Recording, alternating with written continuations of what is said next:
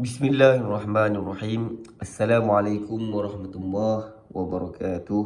Tuan-tuan dan puan-puan yang dirahmati oleh Allah Subhanahu wa taala sekalian. Mari kita memulakan pengajian kita dengan membaca ummul kitab Al-Fatihah. A'udzu billahi minasy syaithanir rajim. Bismillahirrahmanirrahim. Alhamdulillahi Rabbil Alamin Ar-Rahmanir Rahim Maliki Yawmiddin Iyyaka na'budu wa iyyaka nasta'in Ihdinas siratal mustaqim Siratal ladzina an'amta 'alaihim Ghairil maghdubi 'alaihim waladdallin. Amin. Bismillahirrahmanirrahim. Alhamdulillah wassalatu wassalamu ala Rasulillah, amma ba'd. Alhamdulillah tuan-tuan dan puan-puan, syukur kita kepada Allah Subhanahu wa taala yang telah mengurniakan kita kekuatan untuk meneruskan lagi usaha memahami bahasa Arab ini. Mudah-mudahan usaha yang berterusan ini dikira sebagai amal soleh di sisi Allah Subhanahu wa taala, insya-Allah.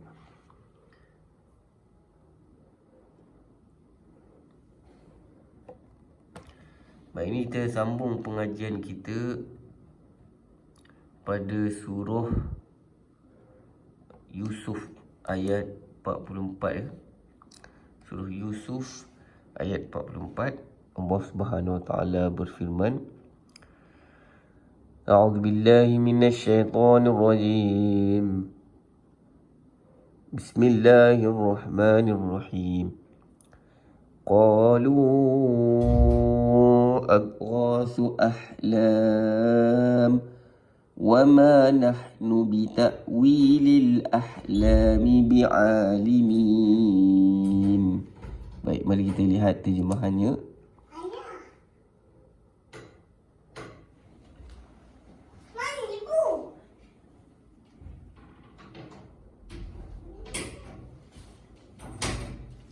Mereka menjawab, itu adalah mimpi-mimpi yang kosong dan kami sekali-kali tidak tahu mentadbirkan mimpi itu.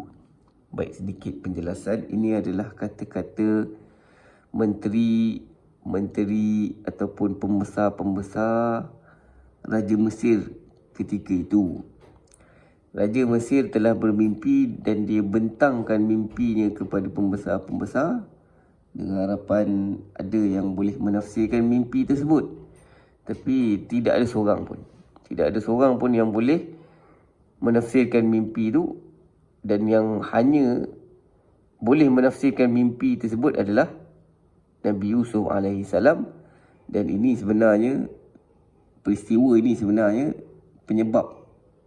Sebab Nabi Yusuf dikeluarkan dari penjara. Allah Subhanahu wa taala bila berkehendak kepada sesuatu, maka Allah mendatangkan sebabnya. Allah nak Nabi Yusuf ni keluar dari penjara, maka didatangkan sebab. Sebabnya ialah raja mimpi. Tak ada seorang pun yang boleh tafsirkan mimpi tu, melainkan hanyalah Nabi Yusuf alaihissalam. Dijadikan hanya Nabi Yusuf saja yang mampu menafsirkan mimpi tersebut. Dan setelah dia berjaya menafsirkan mimpi raja tu, dia dijadikan orang kepercayaan raja.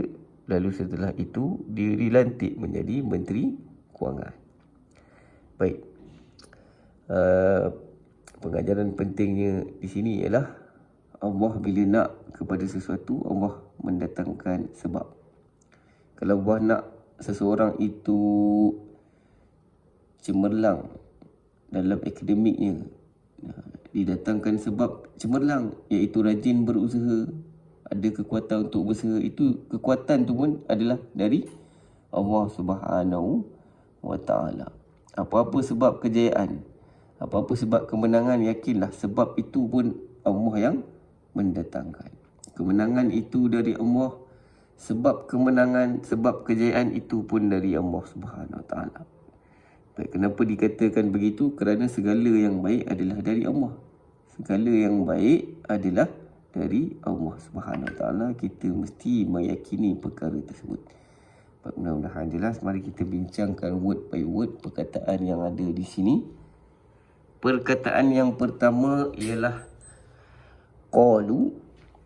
Terjemahannya, mereka telah berkata. Ini fi'il madi. Di hujung fi'il madi itu ada penambahan huruf waw alif.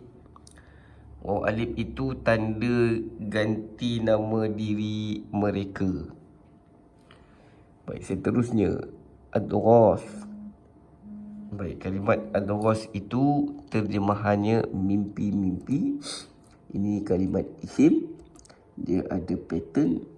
Pattern dia af'al. Baik, kalau pattern af'al itu adalah jamak taksir. Baik, tengok pattern af'al. Dekat pattern af'al tu ada 5 huruf. 5 huruf ni terdiri daripada 3 huruf asal. Kemudian 2 huruf penambahan. Huruf penambahan di sini hamzah dan alif. Tengok dekat kalimat adghas.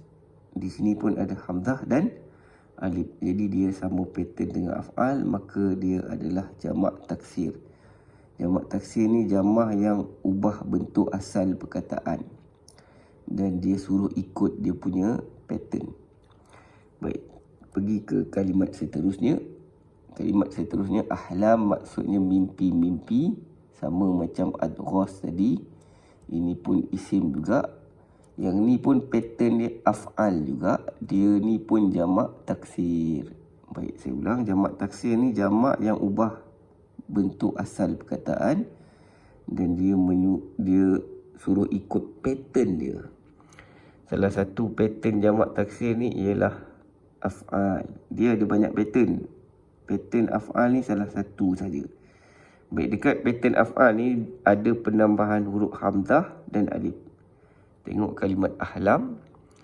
Kalimat ahlam ni ada huruf hamzah ke depan, alif kat tengah. Jadi dia ni sama pattern dengan af'al. Maka dia adalah jamak taksir. Jamak taksir kalau pattern af'al ni banyak contoh-contoh dia. Contoh dia arwah, anwar, asnaf, albab, apa lagi? Akhyar, asrar, asbab, dan banyaklah contoh-contohnya. Baik, saya ulang. Jamak taksir ni jamak yang ubah bentuk asal perkataan. Dia suruh ikut pattern dia. Pattern jamak taksir ada banyak. Salah satu patternnya ialah af'al. Baik, pindah ke kalimat yang seterusnya. Yang seterusnya ialah wama. Yang ni ada 2 patah perkataan. Yang pertama wa, yang kedua ma. Baik, mari tengok terjemahan. Yang pertama wa maknanya dan, kemudian ma maknanya tidak. Mari tengok jenis perkataan ni. Yang pertama wa dan itu haruf ataf. Orang Melayu panggil dia haruf penyambung cerita. Kemudian ma ini adalah haruf nafi. Fungsi dia adalah untuk menafikan. Baik, seterusnya nahnu. Maknanya kami. Ini dhamir munfasil. Orang Melayu panggil ganti nama diri, tidak melekat. Baik, yang berikutnya ialah bitakwili. Ada 2 patah perkataan di sini. Yang pertama bi, yang kedua takwil. Baik, tengok terjemahan. Yang pertama bi terjemahannya dengan, yang kedua takwil. Terjemahan dia takwil juga, ataupun mentakwilkan, ataupun menafsirkan, ataupun menjelaskan makna tersirat. Baik, mari tengok jenis perkataan ini. Yang pertama bi dengan itu harf jar. Kemudian takwil. Takwil itu adalah isim. Pattern dia taf'il. Baik, tengok pattern taf'il. Pattern taf'il ni dia ada 5 huruf. Kalau kira huruf kat sini ada 5. Kalau jumpa mana-mana perkataan hurufnya 5, maknanya dia punya huruf asal 3, huruf penambahannya 2. Huruf penambahan dia di sini ialah huruf ta dengan huruf ya. Baik, kalau pattern taf'il ni dia adalah masdar. Masdar pattern taf'il ni biasanya ada imbuhan me dengan kan. Baik, mari kita bincangkan masdar. Masdar, fi'il amar dan fi'il madi yang ada syaddah. Baik, fi'il madi kalau ada syaddah, kalau ada tambah syaddah, patternnya fa'ala. Fi'il amar, kalau ada syaddah, patternnya fa'il. Dia punya masdar taf'il. Baik, tadi kita ada jumpa masdar pattern taf'il. Masdar pattern taf'il ni dia ada imbuhan me dengan kan. Baik, sekarang kita nak bincang dalam bahasa Arab pattern perkataan yang ada me dengan kan. Baik, perkataan yang ada me dengan kan ni, kalau dekat fi'il madi dia ada tambah syaddah. Dekat fi'il amar pun ada tambah syaddah juga, tapi syaddah tu baris bawah. Fi'il madi tadi yang syaddah tu baris atas, manakala fi'il amar syaddahnya baris bawah. Baik, tukar ke masdar yang ada me dengan kan ni, syaddah tu dah tak ada dah. Syaddah tu buang, kemudian ditambah ta dengan ya. Ini pattern masdar yang ada me dengan kan. Kalau fi'il madi tadi nak tambah me dengan kan, tambah syaddah. Baik, tengok contoh. Yang pertama, allama, tukar ke fi'il amar, alim. Baik, allama tadi semua huruf baris atas, itu fi'il madi. Tukar ke fi'il amar, hujung mesti mati. Kemudian syaddah ni tukar jadi baris bawah. Fi'il amar ni kalau dia kategori fi'il 4 huruf atau 5 atau 6 huruf, biasanya huruf tengah kena baris bawah. Baik, tukar ke masdar. Tukar pula ke masdar, buang syaddah kat tengah tadi, lepas tu tambah ta dengan ya. Baik, masdar adalah isim. Isim baris hujung dia ni, boleh bertukar-tukar. Jadi kat sini saya tidak letak baris. Baik, mari tengok terjemahan. Yang pertama, allama, terjemahannya dia telah mengajarkan. Baik, ini fi'il madi. Kita yakin dia fi'il madi sebab semua hurufnya baris atas. Oleh kerana ini fi'il madi, automatik ada dia telah. Fi'il madi ni ada tambah syaddah. Fungsi penambahan syaddah ni biasanya untuk tambah imbuhan me dengan kan. Baik, sekarang tukar ke fi'il amar. Fi'il amar ni automatik ada ganti nama diri kau. Kemudian kat sini patutnya ada me kan, tapi tak sedap, kita buang me, kita tambahkan saja. Baik, tukar ke masdar. Ta'lim tu makna dia mengajarkan. Baik, kat sini mengajarkan ni masdar. Masdar adalah kata nama. Kata nama tidak ada ganti nama diri tersembunyi. Kalau fi'il amar tadi ada ganti nama diri tersembunyi, iaitu kau. Kalau fi'il madi tadi automatik ada ganti nama diri dia.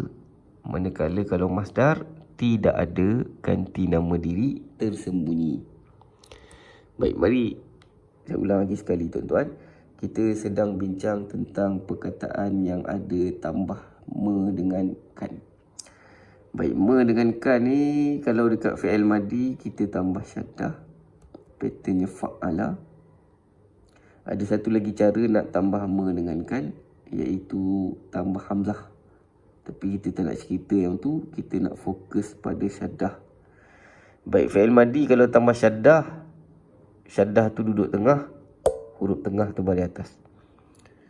Kalau tukar ke fi'il amar, syaddah tu dia punya baris bawah. Kalau tukar ke masdar, syaddah tu buang. Kita ada syaddah kat tengah ni. Buang syaddah, lepas tu tambah ta dengan ya. Baik, tengok contoh. Contoh yang seterusnya, kalimat toharo. Tukar ke fi'il amar, tohhir.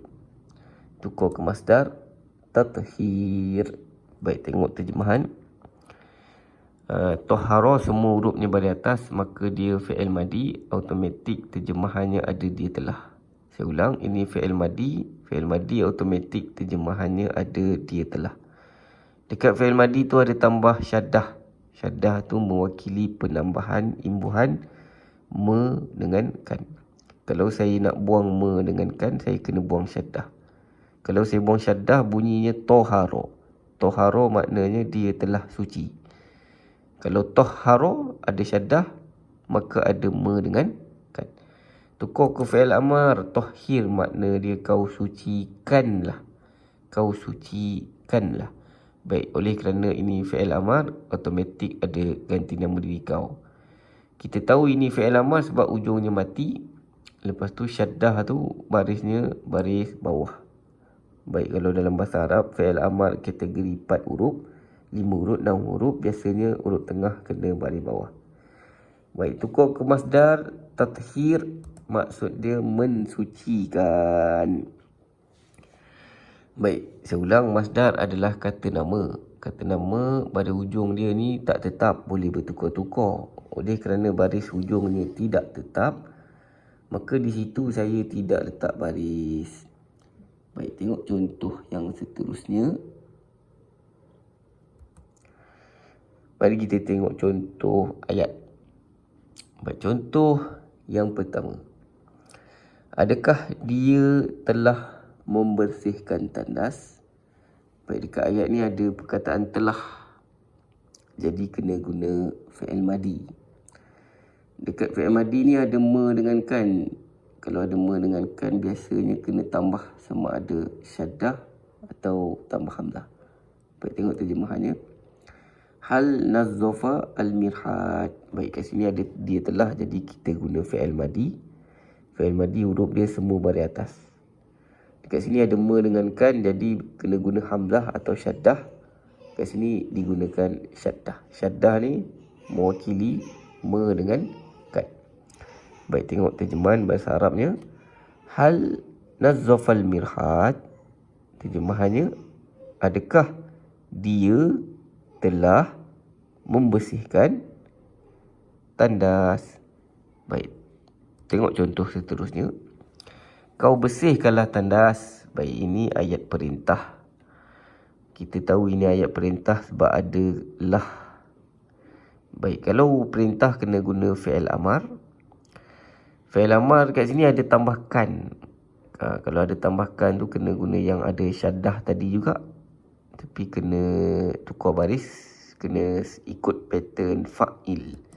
Baik, bunyinya akan jadi nazif. Nazif.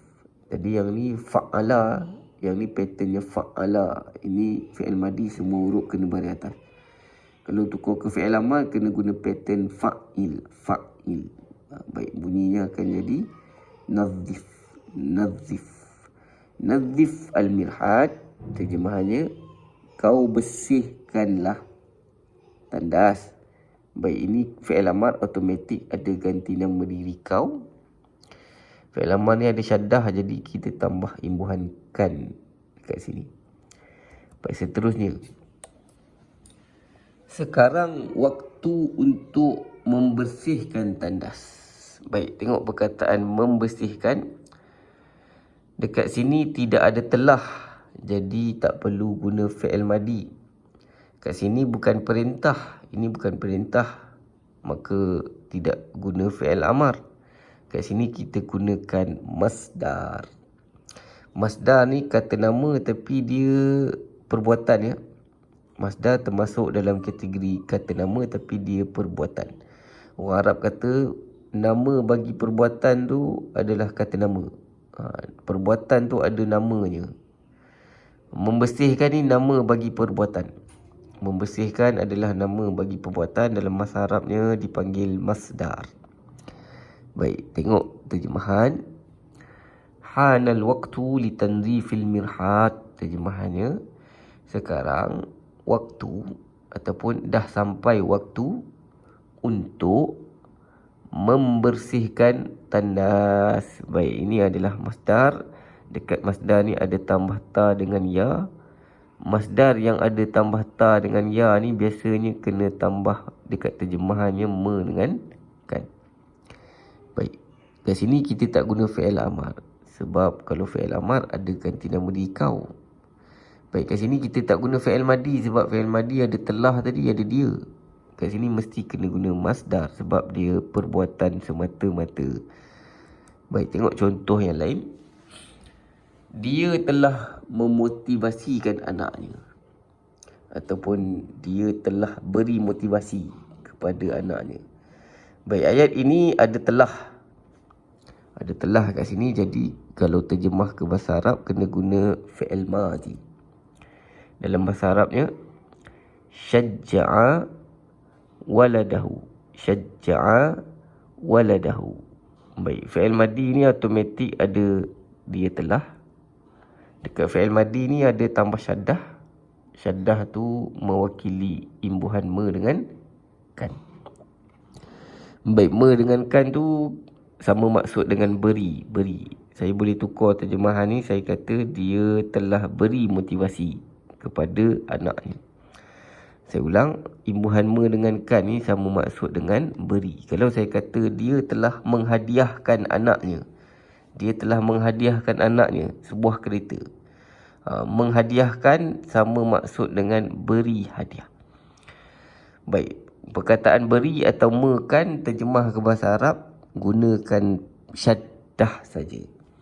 Baik, tengok contoh seterusnya. Kau motivasikanlah anak kau. Ataupun kau berilah motivasi kepada anak kau. Baik, ini adalah ayat perintah ya. Ini ayat perintah sebab adalah kat ujung ni. Kalau ayat perintah guna fi'il amar. Selalunya fi'il amar kena tambah hamzah wasol. Tapi yang ni tak ada tambah hamzah wasol. Yang ni tukar baris saja. Baris ujung mati kan. Kemudian huruf syaddah ni tukar baris dia baris bawah. Tadi asal baris atas. Bila tukar ke fi'il amar, huruf syaddah tu tukar baris bawah. Baik, seterusnya. Berilah dia hadiah untuk memotivasikannya. Berilah dia hadiah untuk memotivasikannya. Baik, perkataan memotivasikan. Depan dia tak ada ganti nama diri. Tak ada telah. Jadi kena guna masdar. Baik, tengok terjemahan. A'tihi al-hadiyah litashji'. Terjemahannya, berilah dia hadiah untuk memotivasikannya. Baik, perkataan tasji' ni masdar dia mula dengan huruf ta. Baik, yang ni lam ni sebenarnya alif lam. Alif lam ni kita letak sebab isim ni dia spesifik. Dekat isim tu kita tambah nya. Kenapa tambahnya? Sebab dia spesifik. Spesifik. Apa tanda spesifik? Ada lam, ada alif lam. Sebenarnya ada alif lam tapi dibuang alif.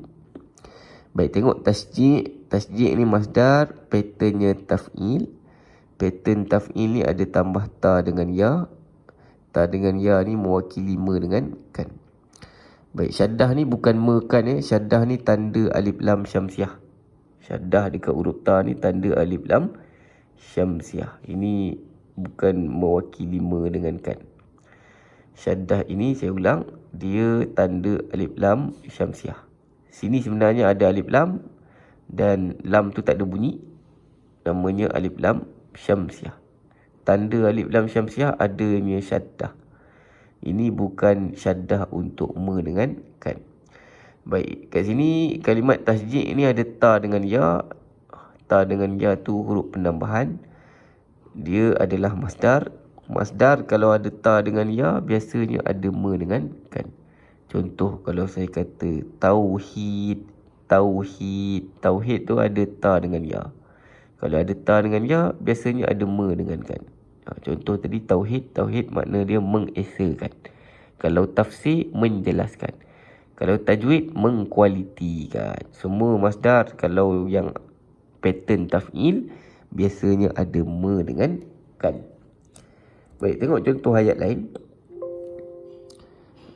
Contoh seterusnya, kau susunlah buku-buku itu. Baik, ini ayat perintah jadi kena guna fi'il amar. Hujung fi'il amar tu mati, huruf caddah tu kena tukar jadi baris bawah. Baik, kalau saya nak kata kau kena susun buku itu. Baik, perkataan susun ni dengan ganti nama diri ni dia ada perantara kat sini. Baik, untuk perintah yang ada perkataan kena ni atau perlu atau perkataan mesti, kita guna perkataan alaika. Perkataan alaika ni makna dia kau kena. Kemudian susun ni kita guna masdar. Okay. Tengok perkataan susun dalam bahasa Arabnya tartib. Kat sini kena tambah bi ya. Bi maknanya dengan. Dalam bahasa Melayu tak perlu perkataan dengan dekat sini. Tapi dalam bahasa Arab kena ada bi ni. Kena ada bi. Kalau kita nak kata kau kena dalam bahasa Arab alaika, selepas alaika tu kena tambah bi.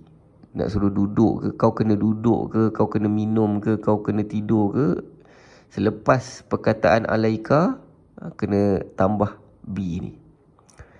Lepas tu perbuatan kat sini kita guna masdar. Kalau tadi kau susunlah tadi direct tadi susunlah dengan kau ni tak ada perantara kat tengah ni, guna fi'il amar. Tapi kalau perintah tu antara ganti nama diri dengan perbuatan yang diperintahkan tu ada perkataan kena atau perlu atau mesti. Perkataan kau perlu, kau kena atau kau mesti tu dalam bahasa Arab alaika. Lepas tu perbuatan tu kita guna masdar dan kena tambah bi. Baik, mudah-mudahan jelas. Tengok balik kembali ke surah Yusuf. Kalimat seterusnya al-ahlam. Makna dia mimpi-mimpi. Ini kalimat isim. Dia ada pattern dia af'al. Kita dah sebut tadi pattern af'al ni jamak taksir. Dekat pattern af'al ni ada tambah hamzah dan alif. Tengok dekat ahlam tu dia ada hamzah dan alif. Hamzah dan alif tu menunjukkan dia punya pattern sama dengan af'al. Kalau pattern af'al confirm itu jamak taksir. Terjemahan dia kat sini saya tak boleh kata mimpi, saya kena kata mimpi-mimpi. Baik. Kalau satu je mimpi, hulmun. Satu saja mimpi, hulmun. Kalau banyak mimpi, ahlam. Baik, seterusnya bi'alimin. Ada dua patah perkataan. Yang pertama bi, yang kedua alimin. Tengok terjemahan. Yang pertama bi dengan, kemudian alimin orang-orang yang tahu. Baik, tengok jenis perkataan ni. Yang pertama bi itu haraf jar. Kemudian alimin itu isim. Baik, perkataan alimin itu sama dengan pattern fa'il. Tengok dekat alimin ni tengahnya alif, selepas alif baris bawah. Tengok pattern fa'il, tengahnya alif, selepas alif baris bawah. Sama sama pattern. Baik, kalau pattern fa'il itu adalah isim fa'il. Baik, alimin ni isim fa'il. Terjemahannya kita kena tambah orang yang. Kenapa orang ni berganda? Sebab ramai. Apa tanda ramai? Ada yanun. Yanun ni tanda ramai, tanda jamak. Tapi yang ni bukan jamak taksir. Yang ni namanya jamak muzakkar salim. Baik, ulang kaji sikit. Jamak muzakkar salim tandanya ialah ada penambahan yanun di hujung ataupun waw nun. Contoh muslim, kalau jamak muzakkar salimnya muslimin atau muslimun. Kafir tukar jadi jamak muzakkar salim, bunyinya akan jadi kafirin atau kafirun. Baik, habis perbincangan kita. Mudah-mudahan jelas. Sekian saja. Wassalamualaikum warahmatullahi wabarakatuh.